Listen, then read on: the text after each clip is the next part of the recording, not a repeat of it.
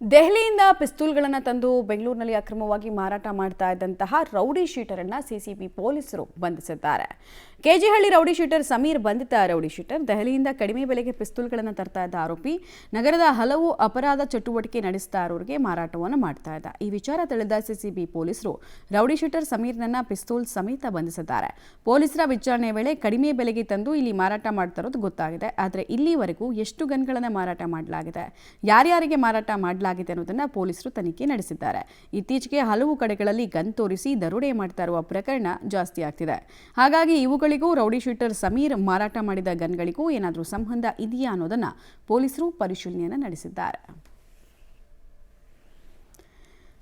ಗಮನಿಸ್ತಾ ಇದ್ವಿ, ದೆಹಲಿಯಿಂದ ಪಿಸ್ತೂಲ್ಗಳನ್ನು ತಂದು ಬೆಂಗಳೂರಿನಲ್ಲಿ ರೌಡಿ ಶೀಟರ್ ಮಾರಾಟ ಮಾಡ್ತಾ ಇದ್ದ ಆತನನ್ನು ಅರೆಸ್ಟ್ ಮಾಡಲಾಗಿದೆ.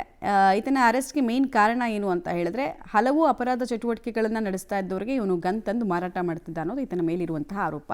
ಕಡಿಮೆ ಬೆಲೆಗೆ ಗನ್ ತಂದಿದ್ದು ಹೌದಾ, ಆಮೇಲೆ ಎಷ್ಟು ಜನರಿಗೆ ಮಾರಾಟ ಮಾಡಿದ್ದಾನೆ, ಅದರಿಂದ ಯಾರ್ಯಾರಿಗೆ ಹಾನಿಯಾಗಿದೆ ಎಲ್ಲವನ್ನ ಕೂಡ ಪೊಲೀಸರು ತನಿಖೆಯನ್ನು ನಡೆಸ್ತಿದ್ದಾರೆ.